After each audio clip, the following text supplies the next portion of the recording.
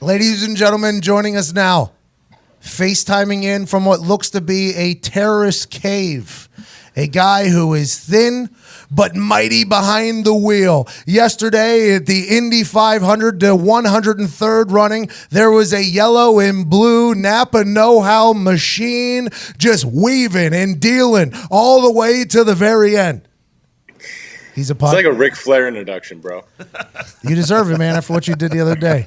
He's won the Indy 500 before. He was once going to be a Formula One racer, came to America, won the Indy 500 in like his first race and said, well, fuck it, I'll stay here in America. He's a host of one of the greatest podcasts I've listened to, Off Track with Hinch and Rossi. Ladies and gentlemen, Alexander Rossi. Thanks, man. Appreciate you. Hey, thank you for joining us. Are you upset here a day after coming in second in the Indy 500 by half a second? That has to be tough to swallow. I'm not happy about it. It was a range of emotions yesterday, right? Because obviously the race started out, we had a good car. We got to the front when we needed to, and then, shit kind of hit the fan, and we were dealing with a lot of different levels of adversity. I was probably the most angry I've ever been in a race car.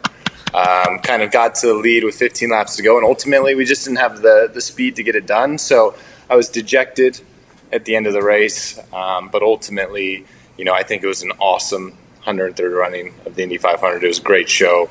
Great to have NBC as a partner for this one, and to really bring Indy Car back to where it should be. So ultimately, it was a success for the series, which is good for all of us. But yeah, no, today still sucks. You stole the show, man. I know Simon did the sweep of May here, winning the Grand Prix, the pole, and the Indy 500. He had an incredible car. There was a lot of chatter about that. But the way you were driving reminded me like back in the day when racing was like number one, when people like wanted to pull for their guy to go and get it, kind of balls to the wall. And I feel like, is that your style normally? You're a bit aggressive on a normal basis, but yesterday it seemed like a little bit of a different animal.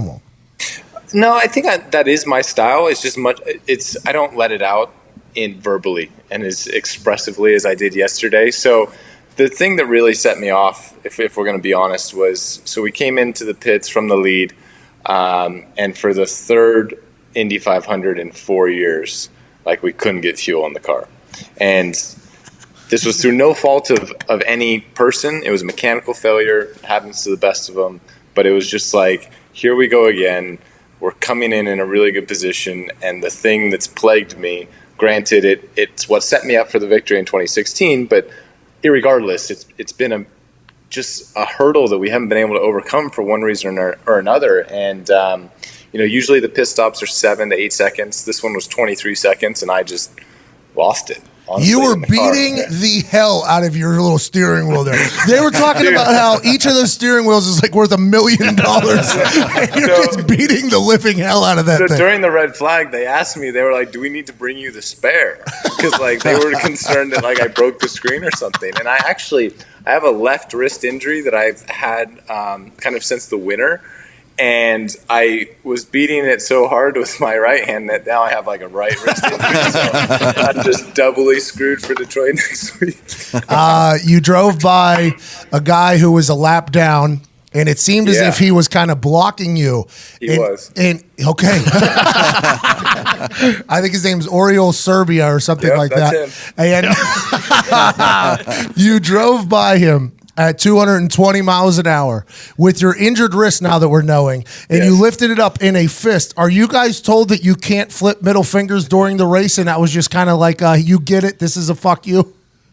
I mean, we're not told, but I mean, my main partner's Napa Auto Parts, and then, I drive for Honda. And I mean, those are two fairly conservative brands, so I don't want to be that guy, but I think the point came across without me actually having to do it. I agree, 1,000%. I feel like it was a win-win. What I was impressed by is when I'm riding shotgun and somebody's driving on a highway, okay? Yes. I like to do the air dolphin out the window. You know what I mean? Right. Dolphin, dolphin, dolphin, dolphin, cobra. You know what I mean? And whenever your hand's locked up in that cobra, and if it's going like 70, 80 miles an hour, it's hard to get your hand back into a standard window. You were going 220 miles an hour, just rocking your fist like an old fucking man. And then you had to get that thing back down in the cockpit. Were you a little bit worried that thing wasn't going to come back in any point? Well, you see, I wanted to do the dolphin, but I couldn't. I didn't have the range range of motion. Right? But no, I wasn't. At that point, I was so beyond kind of, thinking about things logically. I mean, it honestly, and I know this kind of sounds bad to say, but it was that moment. It was just a red mist fueled like 20 laps. Like it was, I had Elio Castroneves who was 4 laps down, and the teammate to Simon Pagenaud on Team Penske, who was purposely like getting in the way when Simon and I were on different pit stop strategies. Oh, right? So that was thing number one that kind of got me riled up. Then we had the pit stop issue, and then Servia was a lap down and blocking as I was trying to get my positions back. So it's these 3 things in the span of like 20 minutes, and I just, at that point, I was gone. Like it was, I am going to win this race. I don't care. Period. End of discussion. And we got close, but ultimately it wasn't enough. Hey, that competitiveness is nice to hear, though. It's like in golf and in racing, it always feels like when people lose, they're like, oh, we gave it a good go today. The car just didn't have it. It's like I don't want to say it's too gentleman-y for me, but it is. It's almost too gentleman-y for me. Mm-hmm. Like golf, if a guy misses, he's like, oh, just the ball wasn't falling away. Well, fuck it could have. You chose for it not to. In most sports, in physical sports, there's a lot of competitive juices going. And I think you showing that is good for IndyCar. I don't know what everybody else is telling you, but I think it's good for IndyCar. Well, dude, so like I was disappointed, obviously, last night going out to dinner with kind of my close group of friends and family, and like we just started looking at the social media, and people were like such a fan of that. And, I never realized that, because for me, I came from racing in Europe, and you're very much supposed to kind of be in this corporate box and kind of follow the script and do what they say and be who they as the team want you to be. And so coming to IndyCar, I knew that, the fans really had an attachment to drivers and their personalities and who they actually were. But, I never really showed a huge amount, because still, I go to the racetrack to do a job, and the job is to win. And, if we do that, then great. If not, it's a disappointment. But yesterday, people, I guess, had an attachment to the frustration and anger a little bit. So that's cool. Well, it looked like you really wanted to go win it, as opposed to just let something. It's like you really wanted to go win that thing. And when you're talking about the Indy 500, you're talking about the grandest spectacle in racing or whatever. I mean, it was just cool to see that side. Danica, I watched the stream for the first time. I stole it, so you guys don't get any credit for that. I apologize. Probably going to fuck up the contract later for you, but Sweet, thanks. Yeah, no problem. Well, I think they should show it in Indianapolis. That's neither here nor there. I don't want to get into the business of it, but I stole the stream through Reddit. Shout out Nick, smarter than me, sent me a stream to watch it at my house while I was watching my dogs. So I'm all 9 of them. Too many, dude. Yeah. Rossi, there's too many animals there. Did you watch my IG story after the race? I didn't know. I thought it maybe brought you some solace. I thought really I was part of it. But I'm watching it, and Danica and Dale Earnhardt Jr. are there talking before the race, right?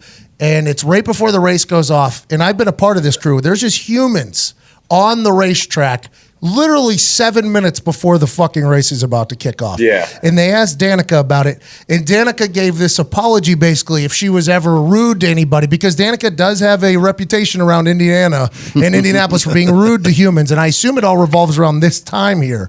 She said, you're so tunnel vision and so locked in, you're just trying to get to your car. But you got fans everywhere asking you for autographs and stuff like that. It could be a bit distracting. How do you handle the pre-race jitters knowing that you're about to go to war here for 200 laps and really get after it? Honestly, I disagree with Danica. I think the 500 is the most controlled race that there is. So, we look at Long Beach, for example, and that is just an absolute kind of shit show of just humans all around your car, and you're putting your helmet on and everything, and they're asking for a selfie and autographs, and you have to say yes, even though in your mind you're like, stay away. This is ridiculous. I'm trying to get in the car. But the 500, I think they do a pretty good job of keeping it pretty much under control of who's out there. But I think the more important side of it is you try and approach the morning as if it's just another race, right? You have your strategy meetings, you meet with your engineer, all of the normal things you would do any weekend. But then you have an hour of kind of the pageantry and the build-up and all of the salute to service and the national anthem and everything that goes along with the Indy 500 on Memorial Day weekend. And you can't help but be caught up in that moment. there's just the emotions you have because you realize at that point that you're one of 33 people that are so lucky to be able to do that. So for me, that's the hardest part, is kind of coming down from that high and getting back to like that killer instinct focused of, yes, this is really cool, but also like I have to go do something that's fairly extreme now and be prepared to do that. A lot cooler if you win too. Yeah, way cooler. Second's kind of irrelevant. Thanks for the reminder. No, I want to let you know. I thought you won the race yesterday from a public standpoint. Now, granted, Simon's going to get a much larger check, and he's going to have an Indy 500 championship, which he hasn't had before, which you already have. So that's all good. But I think from a public standpoint, you won that fucking race. Honestly, it was awesome to watch, dude. Well, that's cool, and that's good to hear, man. Because like there were so many people in 2016, like they didn't know who I was. It was my 4th Indy Car race. Truly, I didn't have the appreciation for the 500. I had never been to one before. So I show up as this kid who, yes, I was American and grew up in California, but spent the majority of my adult life in Europe and was there for 7 years. So I come back to this race and I won on strategy, 100%. We did not have the best car that day. We didn't have the car to win the race, but nonetheless, we won. And people were pissed. And in a way, like now that I'm 3 years removed from that and a full-time guy, like I can almost see that. Because for me, the last thing I want is to go to the 500 this year and have one of like the part-time guys win. I mean, Connor would have been awesome. That would have been amazing. But like some of the other people, because it's just like you haven't been through the whole process of the year and the build-up and all of that. So I get why people kind of had that against me, whether it was right or wrong. So the fact that, we've been able to kind of straighten that ship in terms of public perception, I think is really cool. And I'm glad to hear that it's going in the right direction. Well, I think you did an incredible job yesterday. When you're driving in real life. Yes. You're a road rage guy, aren't you? Yeah, it feels. I'm not. I'm really not. It feels like you're probably a road rage guy. I'm not. My girlfriend is. She is like one of the meanest human beings on the planet when she's behind the wheel of a car. But I'm not. Do you sit shotgun and that's completely okay? No. She has road rage for me. Oh, she's like in the go. Fuck that guy. Yes, but like way worse things than that. Diggs has a question for you. Hey, have you had words, or will you have words since the race has ended with Mr. Servia? I haven't seen him, but we all get to go to the banquet tonight, so I'll be seeing him there. Okay, so you all get put on this awkward podium to talk. You have to thank all of your sponsors. You have to. Only people in Indianapolis, I think, get to watch this. It's the most awkward thing in the history of anything.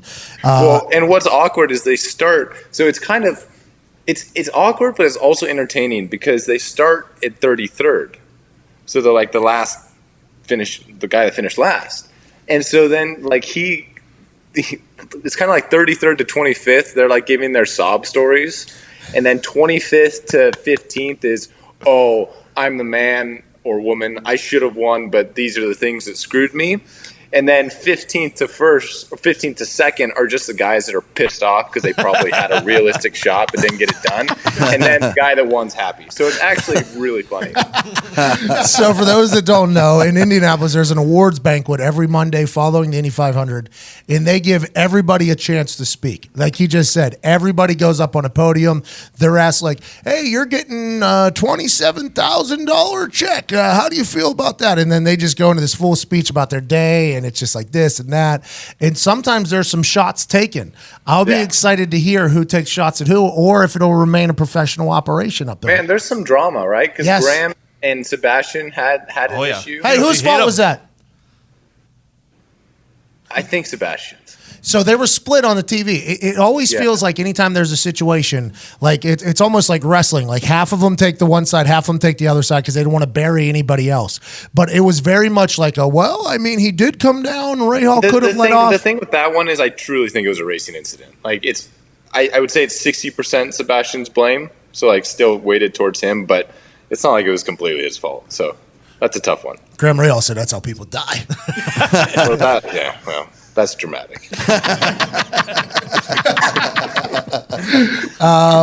Ain't no one dying yesterday. It seemed like everybody was happy for Simon Pagenaud, though. Frenchie. For sure, man.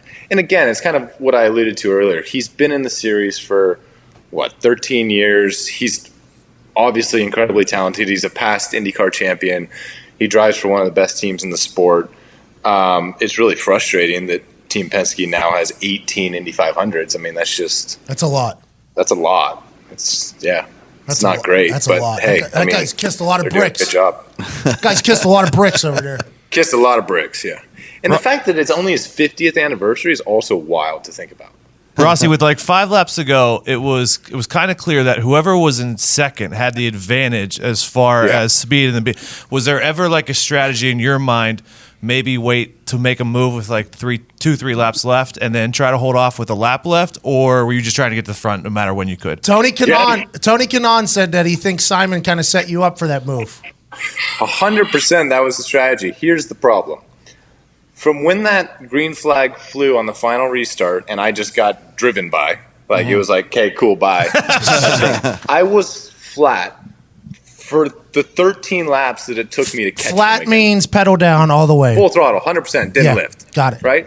To the point, and I had every setting in the car from a mechanical standpoint at its most aggressive, qualifying spec that, the car is the most on the knife edge, the most free, and you're trying to get tenths of miles an hour. And it was to the point where after I was flat for 10 laps and not really going anywhere, I radioed to my engineer. I was like, do you have any suggestions? Because I'm out of ideas. I don't have a solution to catch this guy, right? They were just that much quicker.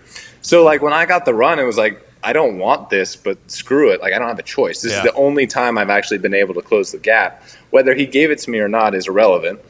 Agreed.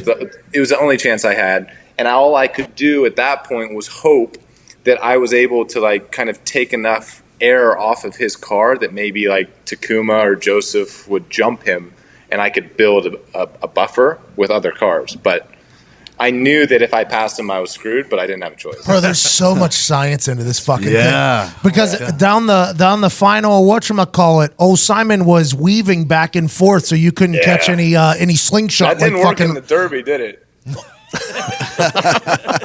I get what you just did there. Hey, topical. Hey, should have went to challenge. Hey, there was talk about potentially him blocking you. Is that a real conversation? Yeah, it was. And it's a legitimate thing, but it's also the last lap of the Indy 500, and I don't fault him for it. I would have done the same thing.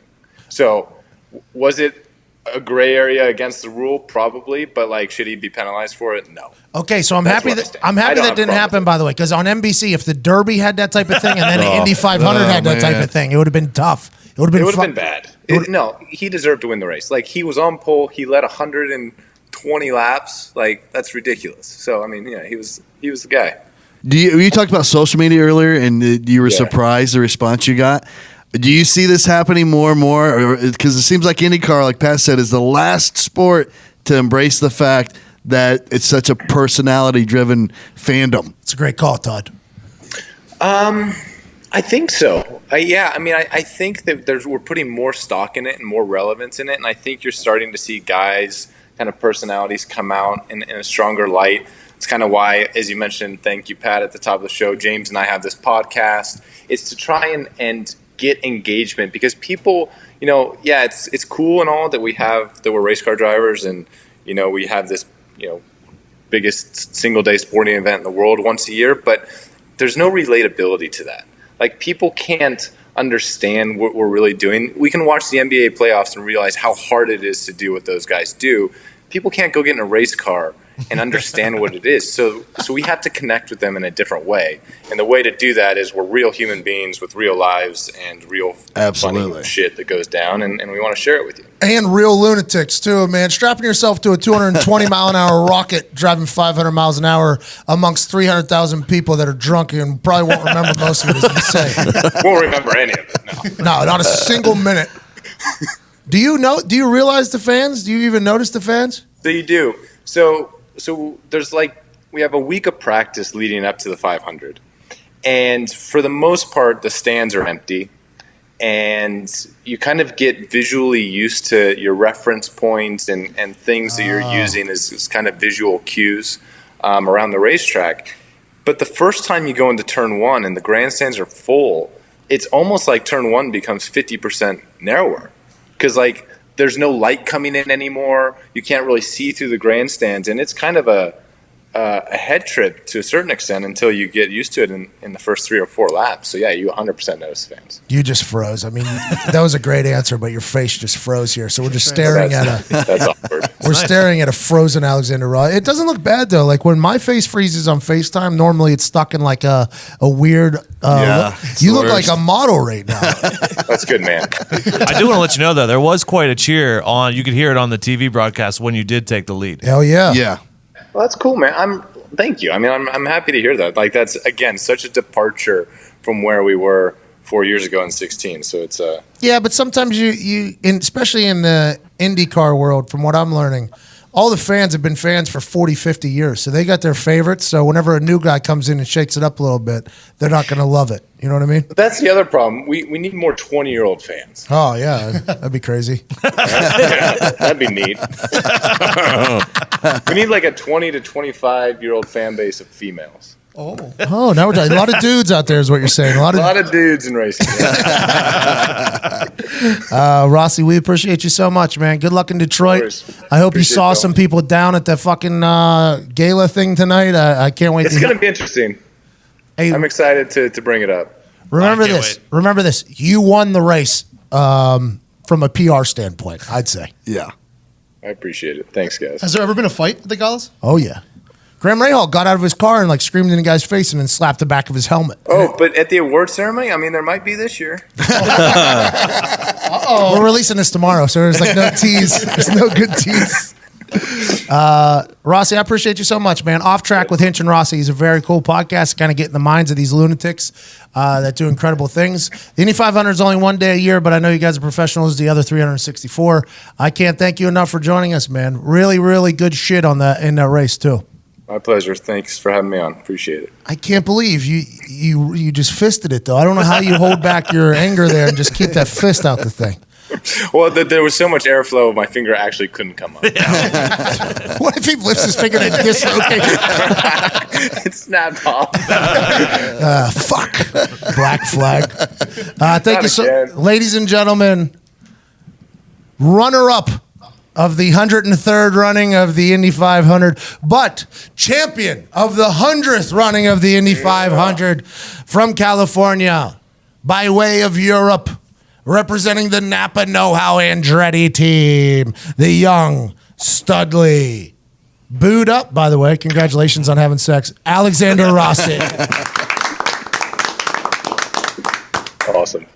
Hey, thanks, man. Good luck tonight. Yeah, no worries. Appreciate it. You Take did. it easy. You absolutely cry. It was fun to watch. Normally, I watch at the track. Right. This year, I didn't. Yeah. I watched from home. It's so much better on TV. Yeah. I mean, that makes sense. I mean, racing's hard to follow. It's not like a football game, right? Like, it's hard to understand really what's going on. So TV does a much better job. Well, and then whenever people are lapped and then they're in the middle of it, it's like Yes. I think this guy is up front, and they're like, well, the numbers are on the side of their car, and it's like, it's very difficult to see. You know what I mean? Speaking of, like, you'll appreciate this. So I was racing. I was like in 4th at the time behind Joseph, and they were like, "Okay, you've got Bourdais behind, and then Daly's in 6th." I was like, "What?" Did you say that? Serious? Hey, good for Connor, man. Hey, how did you I'm feel? so proud of him. He did such a good job. How'd you feel when after the bad pit stop, he was one of the victims that you had to pass on your way back up. Did he let you go by easier than the other people? So I don't think he realized I was coming as quickly as I did, and then when he did, he kind of made a little move to try and stop me. But like I said, at that point, it was like, Seeing red. Hey, Connor, get your little fucking shark costume. just move. Hey, see you, dude. Thank you so much. Right, see you later.